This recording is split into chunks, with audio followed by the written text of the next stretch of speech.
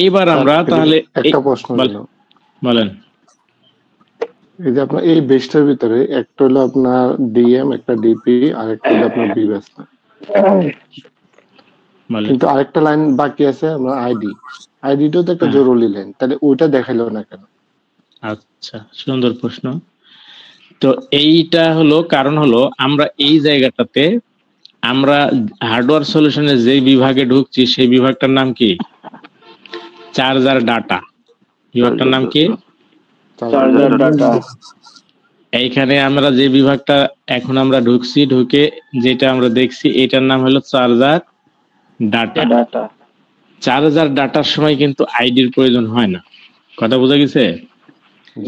আমরা আমরা আমাদের চার্জার ডাটার জন্য আইডির প্রয়োজন নাই, এই জন্য এখানে আইডিটা দেখায়নি, শুধুমাত্র ডিএমডিপি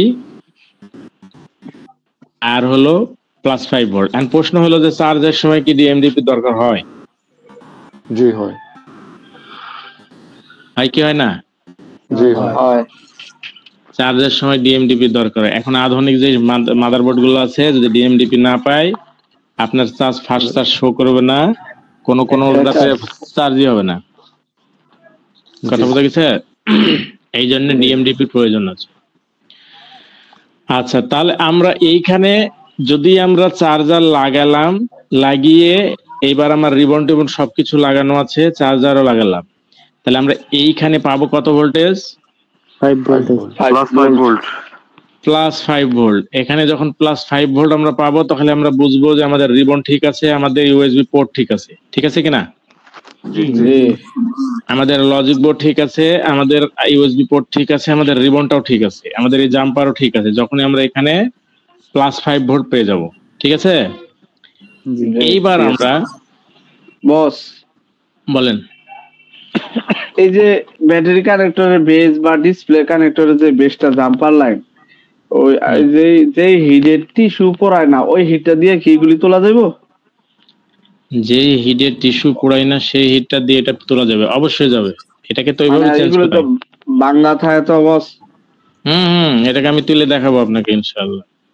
এই যেই ফর্মুলায় আপনাদেরকে ইউএসবি পোর্ট তোলা শিখালাম, ওই একই ফর্মুলায় এটা তুলবে, ঠিক আছে? কি করবেন আগে? ফার্স্টে কি করবেন? টেস্ট লাগাবো। ফার্স্টে বল পেজ দিয়ে দিবেন। বল পেজ লাগাতে হবে 138 ডিগ্রি লাগানোর পরে, তারপরে হট 200 থেকে 150 থেকে 200 এর ভিতরে রাখতে হবে, আস্তে আস্তে হিট দিতে হবে, যেন ইনশাআল্লাহ আস্তে আস্তে খুলে যাবে। একটু সময় লাগলেও খুলে যায় আর কি। যা হট গান টেস্ট করার জন্য আগে টিস্যু পেপারে নিয়ে দেখতে হবে টিস্যু পেপারটা পুরাই কিনা। হ্যাঁ, এখন আমি আমার হটের যে নাম্বার, সে নাম্বার বলে দিলে অনেক সময় দেখা গেল আপনাদের হটের সঙ্গে মিলবে না, কথা বোঝা গেছে? এই জন্য সবচাইতে উত্তম পদ্ধতি হলো টিস্যু। তাহলে টিস্যুটা দিয়ে আপনারা যদি চেক করেন তাহলে নাম্বার যাই থাক, আর তো কোনো ঝামেলা নাই, কি বলেন রিক্সা স্যার? স্যার আমার হট টেস্ট হলো হাতের মধ্যে, দীর্ঘদিন থেকে অভ্যাস করে হাতের মধ্যে টেস্ট করাই, কত রয়েছি না। ঠিক আছে, আপনারা যারা অভ্যস্ত আগে থেকে কাজ করেন তারা তো আপনার ওই প্লাস্টিকটা কেমন গরম হচ্ছে আপনার হাতটা সেটা দেখে আপনারা বুঝে নেন, ঠিক না? তারপরে হলো আপনার এয়ার কত আছে না আছে ওই এমনি শব্দ শুনেই বুঝলেন, আপনার ফ্যানটা কেমন জোরে ঘুরছে এটা শুনেই বুঝলেন, ঠিক না? কিন্তু যারা নতুন তাদের জন্য সবচাইতে বেটার হলো কি এই যে টিস্যু টেস্ট, ঠিক আছে? তাদের জন্য সবচাইতে উত্তম হলো টিস্যু টেস্ট। তাহলে এই বেজ যদি চেঞ্জ করার প্রয়োজন হয় তাহলে ওই পদ্ধতি অবলম্বন করবেন, ইনশাআল্লাহ প্রত্যেকটা বেজ আপনারা চেঞ্জ করবেন কোনো রকমের ক্ষয়ক্ষতি ছাড়াই, কথা বুঝছেন? আর আরেকটা বিষয় আপনাদেরকে সতর্ক করে দিই, সেটা হলো যে দেখা গেল যে এখানকার রাং গলেনি কিন্তু আগে আপনারা টান দিয়ে তুলে ফেলেছেন, তাহলে কিন্তু আপনার শিকড় বাকড় উপরে যাবে। মনে করেন এই চিকন একটা শিকড় উপরে চলে গেল, মানে একটা ঝাপনের পড়ে গেলে আবার তার টানতে হবে, হাবি যাবে ঝামেলা। তো সেক্ষেত্রে কি করবেন, এটা যখন গরম অবস্থায় হবে তখন আপনারা টুইজার দিয়ে একটু ডান বামে একটু ঠেলা দেবেন, দেখছেন ডানে বামে একটু নাড়া দেবেন, নাড়া দিয়ে দেখবেন লড়ছে কিনা। যখনই দেখছেন লড়ছে, ওই যে আমি এই যে আইসিটা তুলে দেখাইছিলাম না যে কিভাবে নাড়া দিতে হবে, তো এইভাবে একটু সামান্য একটু নাড়া দিয়ে দেখবেন নড়ছে কিনা। যদি দেখেন নড়ছে তার মানে কি প্রত্যেকটা পয়েন্টই গলে গেছে। এবার আপনি তুলে নেন। আপনি এই জাম্পার তুলে আবার এই জাম্পারই লাগাবেন, কিচ্ছু হবে না, একেবারে এইরকমই থাকবে। কথা বোঝা গেছে? আপনি এই জাম্পারটা এখান থেকে তুলবেন, পরিষ্কার করবেন, আবার এখানে লাগাবেন, কোনো সমস্যা। আপনার অনেক সময় কিন্তু জাম্পার লুজ থাকে, এটা জানেন? অনেক সময় কিন্তু এই জাম্পার লুজ কন্টাক্ট থাকে আপনার, বিশেষ করে ঠিক আছে, ভিতর থেকে কানেকশন নেই। বিশেষ করে আপনার এলসিডি জাম্পারে যদি এই সব প্রবলেম আসে, অনেক সময় কিন্তু অনেক টেকনিশিয়ান প্রচুর পরিমাণে হয়রানির শিকার হয়। এই এলসিডি লাগাই, এই এলসিডি আপনার আইসি চেঞ্জ করে, এটা করে সেটা করে, হ্যান করে করে একবারে হয়রান হয়ে যায়। ঠিকঠাক চলছে, দেখা গেল কাস্টমারকে ডেলিভারি দিয়েছে, পরের দিন এসে বলছে দেখেন কি অবস্থা। আবার মনে করেন যে হয়তো সিপিইউ আইসি জুলে রিভলভ টিভল হাবিজাবি করছে, কি তাদের মেয়ে তো জাম্প তুলছে, তারপর চাপ চুপ খাচ্ছে, আবার চলে আসছে, পরে আবার দেখা যাচ্ছে যে আবার হচ্ছে না। এরকম ঝামেলা ওইগুলো তুলতে হয়। এখান থেকে তুলে আবার সুন্দর করে নিচে ময়েশ্চার থাকে, অনেক সময় পানির ডুব খাওয়া সেট গুলোতে নিচে ময়েশ্চার পড়ে যায়, তখন এটাকে তুলে ওয়াশ করে আবার সুন্দর করে লাগিয়ে দেবেন, দেখবেন এরপর আর কোনো সমস্যা। পানি পড়া সেট গুলা কাজ হইব বস না? হ্যাঁ, পানি পড়া সেট গুলোকে আপনি যদি এর ভিতরে ফাঙ্গাস থাকে বা ময়েশ্চার থাকে, ফায়ারিং করা থাকে, তাহলে এটাকে সুন্দরভাবে তুলে ওয়াশ করে, যদি দেখেন এটা লাগানোর মতো পরিস্থিতি আছে, তাহলে ঘষে টুসে ওই জায়গা আবার ক্লিয়ার করে দিয়ে একটু রাং ঝালাই করে দিয়ে আবার লাগিয়ে দেবেন। আর যদি এক্সট্রা থাকে আপনার, তাহলে লাগিয়ে দিলেন, নতুন ঝামেলা শেষ। তাহলে এইখানে আমরা পাবো কত ভোল্টেজ? 5 ভোল্ট। 5 ভোল্টেজ। যখন এখানে 5 ভোল্টেজ পেলাম, তখন আমরা বুঝে নিলাম যে আমাদের ওই দিকের লাইনগুলো সবগুলো ঠিক আছে। এইবার আমরা আসবো ওভিপিআইসির ইনপুটে। কোথায়? ওভিপিআইসি ইনপুটে। ওভিপিআইসির ইনপুটে একটা ক্যাপাসিটর, আউটপুটে আরেকটা ক্যাপাসিটর, ঠিক আছে? ওভিপিআইসি যেখানে ইন হচ্ছে সেখানে এক ক্যাপাসিটর, আর যেখানে আউট হচ্ছে সেখানে এক ক্যাপাসিটর। অনেক সময় কিন্তু এই ক্যাপাসিটর শর্ট হয়ে যায়, অনেক সময় দেখা গেল ইনপুটের ক্যাপাসিটরটা বেশি শর্ট হয়। তো এইটা যখন শর্ট হয়ে যায় তখন কি হয়, আপনি যখন চার্জে ঢুকাবেন, তো চার্জে ঢুকানোর সাথে সাথে আপনার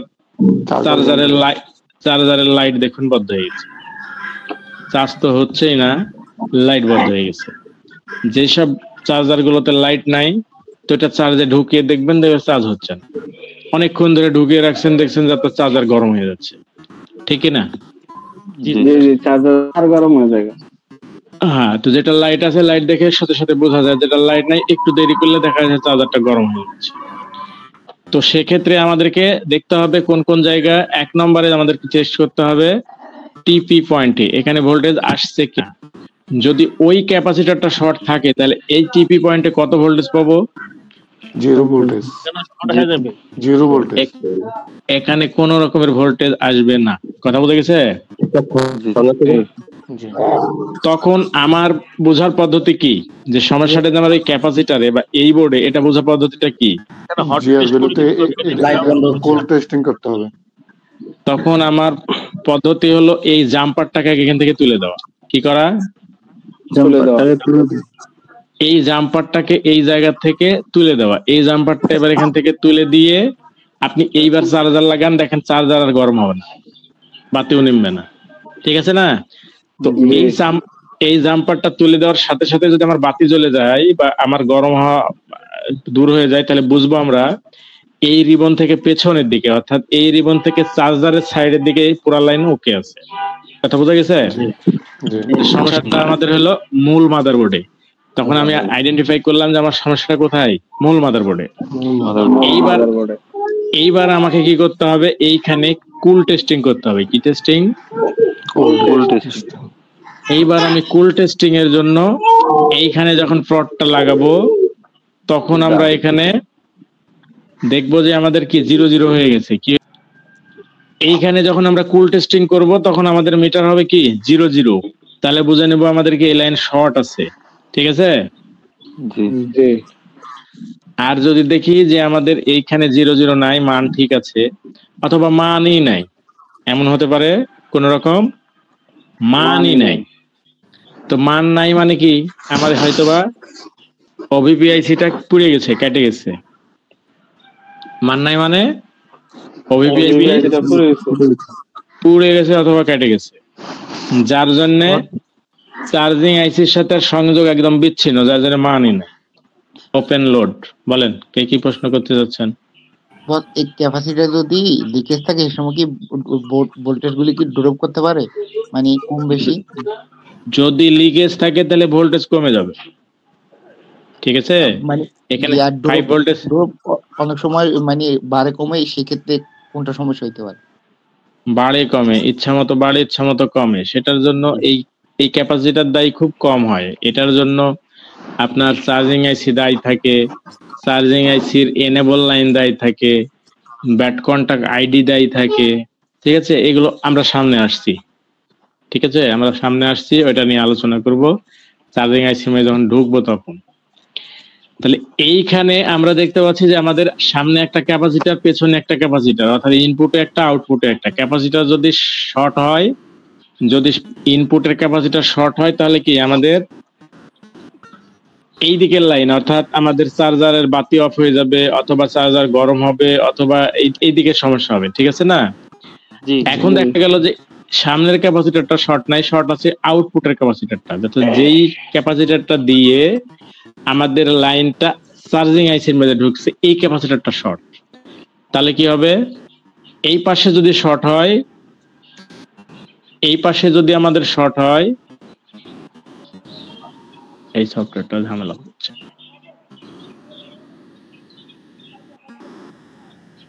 যদি আউটপুটের যদি এই ক্যাপাসিটরটা যদি শর্ট হয়, তাহলে দেখতে পাবো যে আমাদের ওবিপিআইসিটা হয় গরম হচ্ছে, আর নাহলে পুড়ে গেছে। কথা বোঝা গেছে? যদি আউটপুটের ক্যাপাসিটরটা শর্ট হয়, ওবিপিআইসি হয় গরম হচ্ছে, আর না হলে একবারে পুড়ে গেছে। এখন দেখা গেল যে আমার কুল টেস্টিং দিয়ে আমরা দেখছি এখানেও শর্ট নাই, এই পাশেও শর্ট নাই, এই আশপাশে কোনো কিছু শর্ট পাচ্ছি না, কিন্তু আমার ইনপুটে এখানে 5 ভোল্ট আছে, আউটপুটে 5 ভোল্ট নাই। তার মানে কি, তার মানে ওভিপিআইসি নষ্ট হয়ে গেছে। ইনপুটে আমার আছে হলো 5 ভোল্ট, কিন্তু আউটপুটে 5 ভোল্ট নাই। ইনপুটে যদি 5 ভোল্ট থাকে আর আউটপুটে যদি 5 ভোল্ট না থাকে, চার্জ হবে না, ভোল্টেজটা পাবেই না, ঠিক কি না? এখন আমি পাইলাম যে আমার ওভিপিআইসি খারাপ, এখন আমরা কি করব, করণীয় কি? শর্ট করে দিই, এইটাকে আপনারা শর্ট করে দেন, একবারে সহজ পদ্ধতি, ঠিক না? এটা কি ডাইরেক্ট তার দিয়ে শর্ট করেন নাকি রেজিস্টার দেন? ওভিপিআইসি শর্ট করা যাবে, কোনটা শর্ট করা যাবে না? ওভিপিআইসির কাজ হলো কি, ওভার ভোল্টেজ প্রোটেকশন করা। আপনার একটা বডিগার্ড ছিল, বডিগার্ডটাকে আপনি ছুরি দিয়ে দিলেন, আপনি এবার কি রিস্কে থাকলেন না থাকলেন না? বলেন, ওভিপিটা তুলে শর্ট করব না ওভিপি থাকা অবস্থায় শর্ট করব? এখন হ্যাঁ, প্রশ্ন এটা, যদি ওভিপি এইখানে কেটে যায়, পুড়ে যায়, সবচাইতে উত্তম হলো তুলে ফেলে দেওয়া। কারণ হলো এর মধ্যে কি গ্রাউন্ডের লাইন আছে না? এর মধ্যে কিন্তু গ্রাউন্ডের লাইন আছে। দেখেন, এই যে এটার হাড্ডি গুড্ডি আমরা যদি বাইরে বের করি, তাহলে আমরা দেখতে পাচ্ছি যে আমাদের কি 3 পিন হলো ইন, 3 পিন হলো ইন, 3 পিন আউট, আর 3 পিন কি গ্রাউন্ড। 9টা পিন।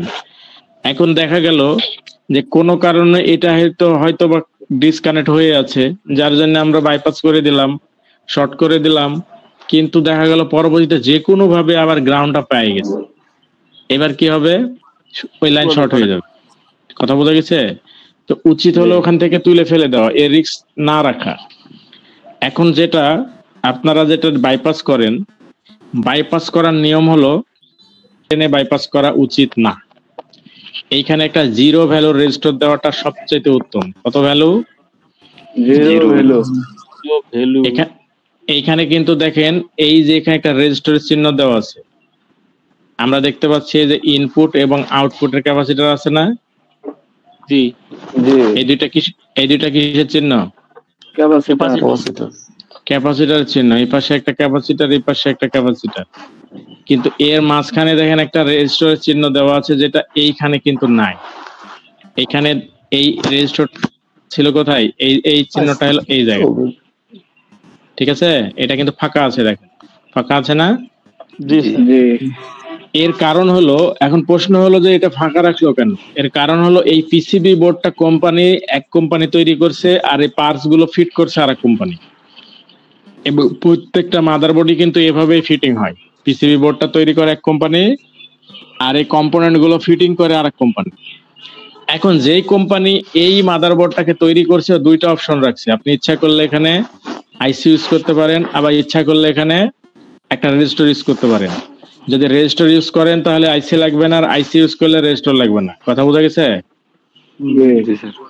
বস, আমার একটা প্রশ্ন এখন ছিল। বলেন। বস, অনেক এই ওবিভি আইসির ভিতর ডাটা থাকে, সেই ওটা কি শর্ট করা যায় কিনা? এটা তো ডাটা নাই। হ্যাঁ হ্যাঁ, এটা সুন্দর প্রশ্ন। অনেক ওভিভিআইসির ভিতরে ডাটা থাকে, তারপরে হলো আপনার সিরিয়াল ডাটা, সিরিয়াল ক্লক থাকে। যেই আইসির ভিতরে সিরিয়াল ডাটা, সিরিয়াল ক্লক থাকবে, এটা কখনোই শর্ট করা যাবে না। কথা বোঝা গেছে? যে আইসির ভিতরে সিরিয়াল ডাটা, সিরিয়াল ক্লক থাকবে, এটা কখনোই শর্ট করা যাবে না। ওটা আইসি লাগাইতে হবে। এবং কেন লাগাইতে হবে এটা আমি পরবর্তীতে বলবো। এখন দেখেন, এইখানে যদি আমরা এখান থেকে তুলে দিই, তাহলে আমরা এখানে একটা রেজিস্টার লাগিয়ে দেবো। যদি রেজিস্টার লাগিয়ে দিই, তাহলে ওভিপিআইসির মতোই কি ওটা প্রোটেকশন দেবে। কথা বোঝা গেছে? আমাদের মোবাইলের ব্যাটারির উপর একটা রেজিস্টার থাকে না, 0? জি, ওটা নষ্ট হলে কি রোগ আসে? চালু হয়, বন্ধ হয়, রেজিস্টার দেয়। আর আমরা মহান দায়িত্ব নিয়ে ওটা কি করি? শর্ট করে দিই, ঠিক না? 15 টাকা পিস নাই, কিনে লাগিয়ে দেন। তবে কিনে লাগিয়ে দেওয়াটাই বেটার। যে 15 টাকা পিস যেখান থেকে কিনেন, ওখান থেকেই কিনে আপনি আবার এইখানে একটা রেজিস্টার লাগিয়ে দেবেন। কোথায়? ওভিপিআইসির বাইপাস। কথা বোঝা গেছে? যদি এইখানে ওই বাইপাসের জায়গায় যদি ওই একটা রেজিস্টার লাগাই দেন, তাহলে আপনার এই ওভার ভোল্টেজ প্রোটেকশনের মতোই, আইসির মতোই সে কিন্তু কাজ করবে। সেম টু সেম আইসির সমান না, কিন্তু কাছাকাছি কাজ করবে। কথা বল। এটা প্লাস মাইনাস আছে কোনটার? এই যে আমরা জিরো হোমের যে ইয়াটা লাগাবো, রেজিস্টারটা লাগাবো এখানে না, এখানে শুধুমাত্র এটা প্লাস লাইন। কিন্তু এইখানে দেখেন, এটা কিন্তু প্লাস লাইন, এই পাশ দিয়ে প্লাস লাইন এখানে আসবে, আর রেজিস্টার হয়ে পার হয়ে পাশে চলে আসবে। যেটা ওভিপিআইসি এর বেলা এই 3 পিনে ইন হচ্ছে আর 3 পিনে আউট হচ্ছে, আউট হয়ে এখানে চলে আসছে। ঠিক আছে? কিন্তু ওভিপিআইসি টাকে কার্যকারী করার জন্য এখানে গ্রাউন্ড দিয়ে রাখছে। কিন্তু যেহেতু ওভিপিআইসি এখানে নাই, এক কথাতে এটা একটা ফিউজের মতো কাজ করে। কথা বোঝা গেছে? এটা এক ধরনের ফিউজের মতো কাজ করে। তাহলে আমরা বলেন। এই ফোনে হচ্ছে এই জেরোমস এর ইয়াটা না থাকবে, সেই ফোনে কি ইয়া করবো? ওই যে আউটপুট আর ইনপুট কি শর্ট করে দিব রেজিস্ট্যান্স দিয়ে? হ্যাঁ, সুন্দর প্রশ্ন। এইখানে যেমন রেজিস্টারটা লাগানোর একটা জায়গা আছে, কিন্তু সব মাদারবোর্ডে কিন্তু এই রেজিস্টার লাগানোর জায়গা থাকবে না। কথা বোঝা গেছে? অনেক ফোনে রেজিস্টারটা লাগানোর জায়গা থাকবে না। সেক্ষেত্রে কি করবেন? এই জায়গা থেকে আইসিটাকে এখান থেকে উপড়াই ফেলবেন।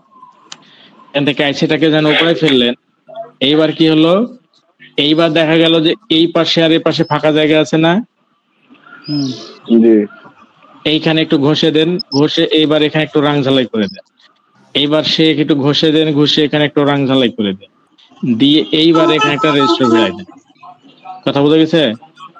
আর যদি এটাও কঠিন হয়ে যায়, তাহলে আপনার এই ক্যাপাসিটরের এখানে ঝালাই দেওয়া আছে, এই পাশে ঝালাই দেওয়া আছে, এখানে একটা রেজিস্টার ভিড়াই দেন। এইভাবে ভিড়াই দেন। ঠিক আছে? এইভাবে রেজিস্টারটাকে এখানে ভিড়াই দেন। এখান থেকে একটা রেজিস্টার ভিড়াই দেন। কথা বোঝা গেছে? তাহলেই এটা বাইপাস হয়ে গেল। এখন ওই ওভিপিআইসির মতোই এটা কাজ করবে যদি রেজিস্টারটা দেন। আর রেজিস্টার না দিয়ে আপনি যদি শর্ট করে দেন, তাহলে কি হবে? এটা রিস্কের উপর থেকে গেল। অদূর ভবিষ্যতে যদি ওভার ভোল্টেজ ঢুকে কোনো রকমের যদি শর্ট হয়, কোনো রকমের উল্টাপাল্টা কিছু হয়ে যায়, তাহলে সরাসরি আমাদের চার্জিং আইসিটা নষ্ট হয়ে যাবে। কথা বোঝা গেছে? তাহলে এখন থেকে আমরা ওভিপিআইসি তুলে আর শর্ট করব না, আমরা চেষ্টা করব একটা এখানে 0 ভ্যালুর রেজিস্টার লাগিয়ে দাও। কথা বোঝা গেছে? উস্তাদ বলেন। উস্তাদ, এখানে যদি 0 ভ্যালুর বেশি রেজিস্টার লাগাই, তাহলে কি কোনো সমস্যা হবে? অবশ্যই হবে। 0 ভ্যালুর জায়গাতে মনে করেন 1 ohms, 2 ohms, 3 ohms, 4 ohms যেটাই লাগান না কেন, এবার দেখবেন ফেক চার্জিং, স্লো চার্জিং এগুলো চলে আসবে। জিরো ওহমস যে ইয়া আছে রেজিস্ট্যান্স, এটা কি আপনি যে কোনো রেজিস্ট্যান্স লাগালে হবে? যেমন ওই যে অডিও আইসি আউটপুটে থাকে বা ব্যাটারির যে সার্কিটের মধ্যে থাকে ওগুলো একটা লাগালেই হবে নাকি? ব্যাটারি সার্কিটে যেটা থাকে সেটা লাগানো যাবে, কিন্তু অডিও আইসির আউটপুটে যেটা থাকে এটা কিন্তু জিরো না, এটা 220.220 এটা থাকে 220 ছিল স্যার, ওগুলো না স্যার, নোকিয়ার বাটার মোবাইল আগে যেগুলো ছিল আউটপুটে ওগুলা দেওয়া যাবে না। এটা আপনি ব্যাটারির উপর যেটা থাকে এটা দেওয়া যাবে, কারণ ব্যাটারির উপর যেটা থাকে এটা হাই অ্যাম্পিয়ার সমৃদ্ধ, ঠিক আছে? এইখানে যেই রেজিস্টারটা দেওয়া হবে রেজিস্টারটা হাই অ্যাম্পিয়ার সমৃদ্ধ হতে হবে। যদি হাই অ্যাম্পিয়ার সমৃদ্ধ না দেন তাহলে দেখা যাবে স্লো চার্জ, ফেক চার্জের রোগ চলে আসবে। কথা বোঝা গেছে? আচ্ছা ঠিক আছে, তাহলে আজকে এ পর্যন্তই। আগামীকালকে আমরা চার্জিং আইসি নিয়ে আলোচনা করব। চার্জিং আইসির যত রকমের শিকড় বাকড় আছে প্রত্যেকটা পয়েন্ট নিয়ে আমরা পুঙ্খানুপুঙ্খ আলোচনা করব, ঠিক আছে না ইনশাআল্লাহ?